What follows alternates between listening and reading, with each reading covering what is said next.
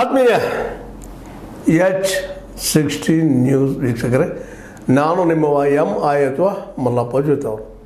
ಕಲಬುರಗಿ ಯಾರಿಗೂ ಗೊತ್ತಿಲ್ಲ, ಕರ್ನಾಟಕದ ಅತ್ಯಂತ ಉತ್ತರ ಭಾಗದಲ್ಲಿರುತ್ತಿರುವಂಥ ಹಿಂದುಳಿದ ಪ್ರದೇಶ 371 ಜೆ ಅಂಡರದಲ್ಲಿ ಬರುತ್ತಿರುವಂಥ ಕಲ್ಯಾಣ ಕರ್ನಾಟಕ ಅಂತ ಅನ್ನಬಹುದು ಎನ್ನುವುದಕ್ಕೆ. ಆ ಭಾಗದಲ್ಲೇ ದೊಡ್ಡ ಪ್ರಸಿದ್ಧ ಸಂಸ್ಥಾನ, ದೇವಸ್ಥಾನ ಶರಣಬಸವೇಶ್ವರ ಸಂಸ್ಥಾನ. ಅದರ ಪೀಠಾಧಿಪತಿ 8ನೇ ಆಗಿದ್ದಂತಹ ವಿಶೇಷವಾಗಿ ಅಲ್ಲಿಯ ಕಲಬುರಗಿಯ ಜನಮನದಲ್ಲಿ ಸ್ಥಾಪಿತವಾದ ವ್ಯಕ್ತಿತ್ವ, ಜೊತೆಗೆ ಮಹಾನ್ ಶಿಕ್ಷಣ ಕ್ರಾಂತಿ ಆ ಭಾಗದಲ್ಲೇ. ಯಾಕಂತಂದ್ರೆ ಹಿಂದುಳಿದ ಪ್ರದೇಶ ಕಲಬುರಗಿ ಅಂತ ನಿಮ್ಗೆ ಗೊತ್ತದ, 6 ಜಿಲ್ಲೆಗಳನ್ನು ಕೂಡಿ ಮಾಡಿದಂಥದ್ದು. ಅಲ್ಲೇ ಶಿಕ್ಷಣಕ್ಕೆ ಆದ್ಯತೆ ಕೊಟ್ಟ ಅದರ 8ನೇ ಪೀಠಾಧಿಪತಿಗಳಾಗಿ ನಮ್ಮ ಶರಣಬಸವಪ್ಪ ಅಪ್ಪ ಅವ್ರು ಮಾಡಿದ ಸಾಧನೆ ಸಣ್ಣದಲ್ಲ. ಅವರನ್ನು ಅರಿಯದವರಲ್ಲಿ ಯಾರೂ ಇಲ್ಲ. ಅಷ್ಟರ ಮಟ್ಟಿಗೆ ಪ್ರಸಿದ್ಧಿ, ಅಷ್ಟರ ಮಟ್ಟಿಗೆ ದೊಡ್ಡ ವ್ಯಕ್ತಿತ್ವ, ಅಷ್ಟರ ಮಟ್ಟಿಗೆ ಅಲ್ಲಿ ಹಿಂದೂ ಮತ್ತು ಮುಸಲ್ಮಾನರ ಮಧ್ಯದಲ್ಲೇ ಪ್ರೀತಿ ವಿಶ್ವಾಸ ಗಳಿಸ್ಕೊಂಡು ಹೋದಂಥ ವ್ಯಕ್ತಿ ಏನಾದರೂ ಇದ್ದರೆ ನಮ್ಮ ಶರಣಬಸವಪ್ಪ ಅಪ್ಪ ಅವರು. ಅವ್ರಿಗೀಗಿಲ್ಲ ನಮ್ಮ ನಡುವ. ಅವರ ಸಾಧನೆಗಳು, ಅವರು ಮುಟ್ಟಿದಂಥ ಎತ್ತರ, ಅವರ ಸಂಪರ್ಕ ಸಂಬಂಧ ಯಾರ್ಯಾರ ಜೊತೆಗೆ 1983ರಿಂದ ನಿಮಗೆ ಗೊತ್ತಿರ್ಬೋದು, ದೇವರಾಜ ಅರಸರಾಗ ಕರ್ನಾಟಕದಲ್ಲಿ ಸರ್ಕಾರ ಇದ್ದಾಗ ಅದಕ್ಕೆ ಪೂರ್ವದಲ್ಲೇ ಅನೇಕ ಸಂಪರ್ಕಗಳು ಮಾಡ್ಕೊಂಡು ಬಂದಂಥ, ಎಲ್ಲರಿಗೂ ಬೇಕಾದಂಥ ಬೆಲ್ಲಕ್ಕಿಂತಲೂ ಸಿಹಿಯಾದಂಥ ಮತ್ತು ದಾಸೋಹಿ ಅದಕ್ಕಿಂತಲೂ ಅಂಥ ವ್ಯಕ್ತಿ ಇವತ್ತು ಆ ಕಲ್ಯಾಣ ಕರ್ನಾಟಕ ಕಳ್ಕೊಂಡದಂತ ಹೇಳೋದ್ರಲ್ಲಿ ಎರಡು ಅಭಿಪ್ರಾಯ ಇಲ್ಲ. ಕಲಬುರಗಿಯ ಡೆವಲಪ್ಮೆಂಟ್ದಲ್ಲೇ, ಅಲ್ಲಿ ಶಿಕ್ಷಣದ ಬದಲಾವಣೆಯಲ್ಲೇ, ಅಲ್ಲಿಯ ಪ್ರತಿಯೊಂದು ಏರಿಳಿತಗಳಲ್ಲೇ ಒಬ್ಬ ಸಾಕ್ಷಿ ಕಾರಣೀಭೂತರಾದಂಥವರು ಶರಣಬಸವಪ್ಪ ಅಪ್ಪ ಅವರು. ಅವರ ಇವತ್ತು ಇಲ್ಲಂತ ಹೇಳೋದು ನೋವಿನ ವಿಷಯ. ಆದರೆ ಸಾವು ಯಾರನ್ನೂ ಬಿಟ್ಟಿಲ್ಲ. ಅದನ್ನು ನಾವು ದೊಡ್ಡವ್ರಿಗೆ ಒಂದು ಏನೋ ಹೇಳ್ತೀವಿ, ಸಣ್ಣವ್ರಿಗೆ ಒಂದು ಏನೋ ಹೇಳ್ತೀವಿ, ಏನೇ ಇರಲಿ. ಆದರೆ ಇವರು ಜನಸಾಮಾನ್ಯರ ರೀತಿ ಬದುಕಿದವರು, ಜನಸಾಮಾನ್ಯರ ಜೊತೆಗೆ ತಮ್ಮನ್ನು ತಾವು ಗುರುತಿಸಿಕೊಂಡವರು. ಅಲ್ಲಿ ಹಿಂದುಳಿಯುವಿಕೆ ಕಾರಣ ಶಿಕ್ಷಣ ಇಲ್ಲದ್ದು, ಅದಕ್ಕೆ ಎಲ್ಲರಿಗೂ ಶಿಕ್ಷಣ ಕೊಡಿಸುವಂಥ ಪ್ರಯತ್ನ ಮಾಡಿದವರು. ಅದರಲ್ಲೂ ಶರಣರು, ಈ ಶರಣಬಸವಪ್ಪ ಅವರು ಅಲ್ಲಿಯ ಏನಪ್ಪ ಅಂತಂದ್ರೆ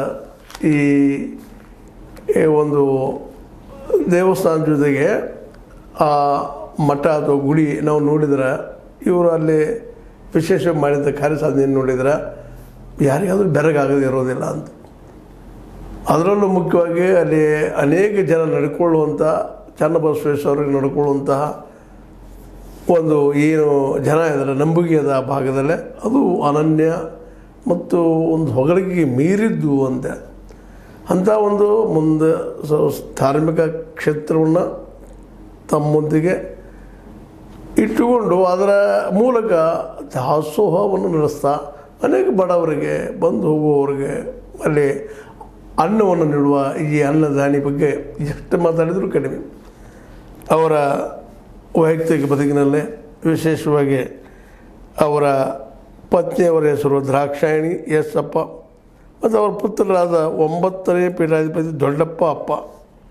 ಮತ್ತು ಅವರಿಗೆ 8 ಜನ ಹೆಣ್ಣು ಮಕ್ಕಳು. 9ನೇ ಹುಡುಗ, 9ನೇವರು ಇವರು ಅಪ್ಪ ಅವರು, ದೊಡ್ಡಪ್ಪ ಅಪ್ಪ ಅವರು. ಈ ಒಂದು ದೊಡ್ಡ ವ್ಯಕ್ತಿತ್ವದ ವ್ಯಕ್ತಿ ಕೇವಲ ಒಂದೇ ದಿನದಲ್ಲಿ ಆದಂಥದ್ದಲ್ಲ. ಇವರು ಕರ್ನಾಟಕ ಯೂನಿವರ್ಸಿಟಿ ತತ್ವಶಾಸ್ತ್ರದಲ್ಲಿ MA ಮಾಡೋ ಜೊತೆಗೆ ಅಲ್ಲಿ ಶಿಕ್ಷಣವನ್ನು ಬೆಳೆಸುವಂಥದ್ದು, ಜೊತೆಗೆ ಗುಲ್ಬರ್ಗ ಯೂನಿವರ್ಸಿಟಿ ಸ್ಥಾಪನೆಗೆ ಮೂಲ ಕಾರಣಕರ್ತರಾದಂಥವ್ರು ಇವರು.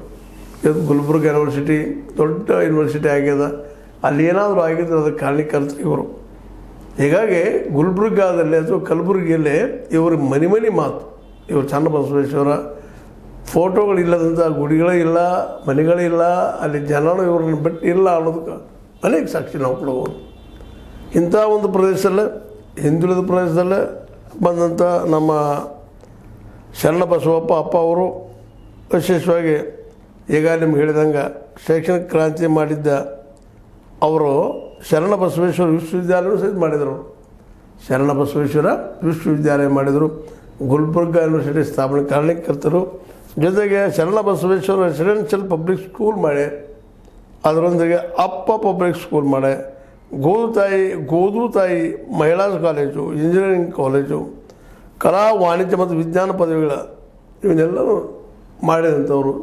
ಮಾಡೋ ಜೊತೆಗೆ ಅಲ್ಲಿಯ ಸಾವಿರಾರು ವಿದ್ಯಾರ್ಥಿಗಳಿಗೆ ಅನ್ನದಾಸೋಹ ಆಗೋ ಜೊತೆಗೆ ಅವರು ವಿದ್ಯಾದಾಸೋಹ ಸಹಿತ ಮಾಡಿದಂಥವ್ರು.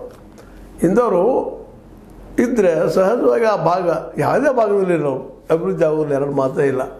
ಎಂಥ ಹಿಂದುಳಿದ ಪ್ರದೇಶ ನಮ್ಮ ಕಲಬುರಗಿ, ಬಿಸಿಲು ನಾಡು.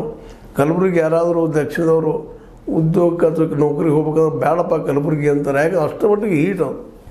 ಅಂಥ ಪ್ರದೇಶದಲ್ಲೇ ಅಭಿವೃದ್ಧಿ ಕಾಣುವಂಥ ಪ್ರದೇಶದಲ್ಲಿ ಅಭಿವೃದ್ಧಿ ಮಾಡುವಂಥ ಕೆಲಸವನ್ನು ಇವರು ಶೈಕ್ಷಣಿಕ ರಂಗದಲ್ಲಿ ಮಾಡಿರ್ಬೋದು, ಇನ್ನುಳಿದ ರಂಗದಲ್ಲೂ ಮಾಡಿ ಒಂದು ಕಲಬುರಗಿ ಇವತ್ತು ರಾಜ್ಯ ಮಟ್ಟದಲ್ಲಿ ಗುರುತಾಗೋದಕ್ಕೆ ಸಾಕ್ಷಿ ಆದವರು.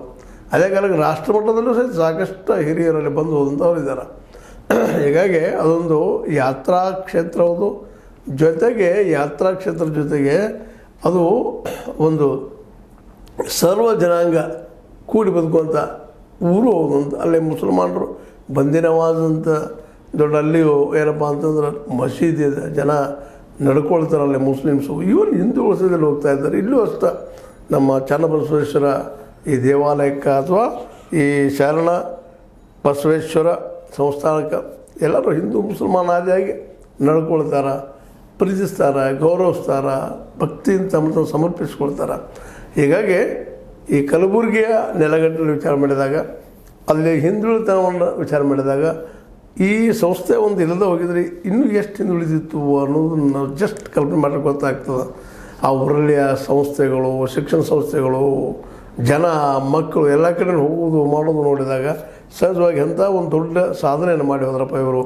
ಎಷ್ಟೋ ಜನಕ್ಕೆ ಬಡ ಮಕ್ಕಳಿಗೆ ಕಲಿಯುವಂಥ ವ್ಯವಸ್ಥೆ ಮಾಡಿದರು. ಜೊತೆಗೆ ಸಂಸ್ಥಾ ಉಳಿದು ಬೆಳೆಯುವಂಥ ವ್ಯವಸ್ಥೆ ಮಾಡಿದ್ದಾರೆ ಅಂತನ್ನುವಂಥದ್ದು ಯಾರಿಗಾದರೂ ಖುಷಿ ಆಗ್ತದೆ. ಇಂಥ ಒಬ್ಬರು ನಮ್ಮ ದೊಡ್ಡ ವ್ಯಕ್ತಿತ್ವದ ಶರಣ ಬಸವಪ್ಪ ಅಪ್ಪ ಅವರು ಈಗಿಲ್ಲ, ಇನ್ನು 9ನೇ ಪೀಠದಿಂದ ಬಂದಿದ್ದಾರೆ. ನೋಡೋಣ ಅವ್ರು ಏನು ಮಾಡ್ತಾರಂತೆ ಮುಂದಿಂದು. ಈಗ ಮಾತ್ರ ನಮ್ಮ ಶರಣ ಬಸವೇಶ್ವರ ಸಂಸ್ಥಾನದ ಒಂದೇನಪ್ಪ ಅಂತಂದ್ರೆ ದೀಪ ಆರಿತು ಅನ್ನುವಂಥದ್ದು. ಏಕೆಂದರೆ ಆ ರೀತಿ ಅವರು 1983ರಿಂದ ಸದಾ ಈ ಶಿಕ್ಷಣ ರಂಗದಲ್ಲಿ ಕೆಲಸ ಮಾಡ್ತಾ ಬಂದ.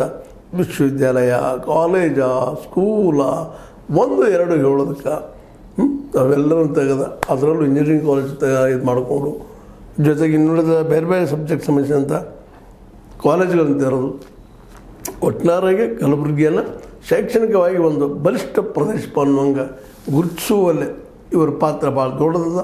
ಹೀಗಾಗಿ ಇವತ್ತು ಅವರ ನಡೆದ ನಡೆ ಏನಪ್ಪ ಅಂತಂದ್ರೆ ಎಲ್ಲರಿಗೂ ಆದರ್ಶನೀಯ. ಯಾಕಂದ್ರೆ ಎಲ್ಲೋ ಹೋಗಿ ದುಡ್ಡು ಮಾಡೋ ಸಲುವಾಗಿ ಸಂಸ್ಥೆ ತೆಗೆದು ಬೇರೆ, ಆದರೆ ವಿದ್ಯೆ ಹಂಚಬೇಕಪ್ಪ. ಪ್ರತಿ ಮಗು ಆ ಭಾಗದಲ್ಲಿ ಕಲಿಬೇಕು, ಜೊತೆಗೆ ದೊಡ್ಡ ವ್ಯಕ್ತಿ ಆಗಬೇಕು ಅನ್ನುವಂಥ ಕಾರಣಕ್ಕಾಗಿ ಮೊದಲೇ ಕಲ್ತಂಥವ್ರು ಅನೇಕ ದೊಡ್ಡ ವ್ಯಕ್ತಿಗಳು ಇವತ್ತು ಆಗಿದ್ದಾರೆ. ರಾಜ್ಯ ಮತ್ತು ರಾಷ್ಟ್ರ ಮಟ್ಟದಲ್ಲಿ ತಮ್ಮ ಸೇವೆಯನ್ನು ಸಲ್ಲಿಸ್ತಾ ಇದ್ದಾರೆ ಅಂತೇಳಿ ಅನೇಕರಲ್ಲಿ ಜನ ಮಾತಾಡ್ಕೊಳ್ತಾ ಇರ್ತಾರೆ. ಒಟ್ಟಾರೆಯಾಗಿ ನಮ್ಮ ಶರಣ ಬಸವಪ್ಪ ಅಪ್ಪ ಅವರು ಮಾಡಿದ ಕೆಲಸ ಕಲಬುರಗಿಯಲ್ಲಿ ಚಿರಸ್ಥಾಯಿಯಾಗಿ ಉಳಿಯುವಂಥದ್ದು. ಯಾಕಂದರೆ ಕಲಬುರಗಿ ಮತ್ತು ಸುತ್ತಮುತ್ತಲ ಏರಿಯಾ, ಯಾದಗಿರಿ ಆಗಿರ್ಬೋದು, ಮತ್ತು ಸುರಪುರ ಆಗಿರ್ಬೋದು, ಇನ್ನೂರು ಯಾವುದೇ ಪ್ರದೇಶ ಆಗಿರ್ಬೋದು, ಅವೆಲ್ಲವೂ ಇವತ್ತು ಇವರನ್ನು ನೆನೆದು ಇಲ್ಲ ಅಂತೇಳಿ. ಕಲಬುರಗಿ ಜಿಲ್ಲೆಯಲ್ಲಿ ಅಂತೂ ಶರಣ ಬಸವಪ್ಪ ಅಪ್ಪ ಅವರಂತೆ ಮನೆಮಾತು ಆಗಿದ್ದಂಥವ್ರು ಅಂಥವ್ರು ಈಗ ನಮ್ಮ ಜೊತೆಗಿಲ್ಲ ಅನ್ನೋ ಕಾರಣಕ್ಕೆ ಒಂದಿಷ್ಟು ನೋವು, ಸಂಕಟ ಸಹಜ ಆಗ್ತದೆ. ಆದರೆ ಅನಿವಾರ್ಯ, ಬಂದಂಥ ವ್ಯಕ್ತಿ ಬಿಟ್ಟು ಹೋಗಲೇಬೇಕು. ಇದು ಸಾರ್ವಕಾಲಿನ ಸತ್ಯ. ಆ ದಿಸೆಯಲ್ಲ ನಮ್ಮ ನಡುವು ಶರಣ ಬಸವಪ್ಪ ಅಪ್ಪ ಇಲ್ಲ ಅಂದರೂ ಸಹಿತ ಅವ್ರು ಬಿಟ್ಟು ಹೋದಂಥ ಶೈಕ್ಷಣಿಕ ಸಂಸ್ಥೆಗಳಿದ್ದಾವೆ, ಶಿಕ್ಷಣ ಸಂಸ್ಥೆಗಳು, ಜೊತೆಗೆ ಅನೇಕ ಒಳ್ಳೆಯ ವ್ಯಕ್ತಿತ್ವಗಳು ಇದ್ದಾರೆ. ಅವರೆಲ್ಲ ಸಹಾಯ ಸಹಕಾರ ವಿಶೇಷವಾಗಿ ಜನಸಾಮಾನ್ಯರ ಜೊತೆಗೆ ಇದ್ದೇ ಇರ್ತದೆ. ಜನಸಾಮಾನ್ಯರು ಸಹಿತ ಇವ್ರನ್ನ ಸುಲಭವಾಗಿ ಮರೀಲಿಕ್ಕೆ ಸಾಧ್ಯ ಇಲ್ಲ. ಯಾಕಂದರೆ ಅಷ್ಟರ ಮಟ್ಟಿಗೆ ಜನರೊಂದಿಗೆ ಬೆರೆಯುವಂಥ ವ್ಯಕ್ತಿತ್ವ ಇವ್ರದ್ದಾಗಿತ್ತು. ದಾಸೋಹದಿಂದಾಗಂತೂ ಇನ್ನಷ್ಟು ಹೆಚ್ಚು ಜನರ ಮನ ಗೆಲುವಲ್ಲಿ ಇವರು ಯಶಸ್ವಿ ಆಗಿದ್ದರು ಅಂತ ಹೇಳ್ತಾ, ಇದು ಶರಣ ಬಸವಪ್ಪ ಅಪ್ಪ ಅವ್ರ ಬಗ್ಗೆ ಒಂದಿಷ್ಟು ತಮ್ಮೊಂದಿಗೆ ಹಂಚಿಕೊಂಡಿದ್ದು. ಅವರು ಇಲ್ಲದ ಸಂದರ್ಭದಲ್ಲಿ ಆ ವ್ಯಕ್ತಿತ್ವ ದೂಡೋದಕ್ಕೆ ಕಾಣ್ತದೆ ಅನ್ನೋದು ಅಷ್ಟೇ ಸತ್ಯದ. ಇಂಥ ಮಹಾಮಹಿಮರು ಮತ್ತು ಬರ್ತಾ ಇರಲಿ, ಈ ಸಮಾಜವನ್ನು ಮತ್ತೆ ಕಟ್ತಾ ಇರಲಿ, ಅದರಲ್ಲೂ ಶೈಕ್ಷಣಿಕವಾಗಿ ಇನ್ನಷ್ಟು ಬಲಿಷ್ಠ ಮಾಡಲಿ ಅಂತ ಹೇಳ್ತಾ H60 ನ್ಯೂಸ್ ಅರ್ಥಾತ್ ಹೇ ಸೀತಾರಾಮ ಸತ್ಯದ ಕೈಗನ್ನಡಿ ವಂದನೆಗಳು.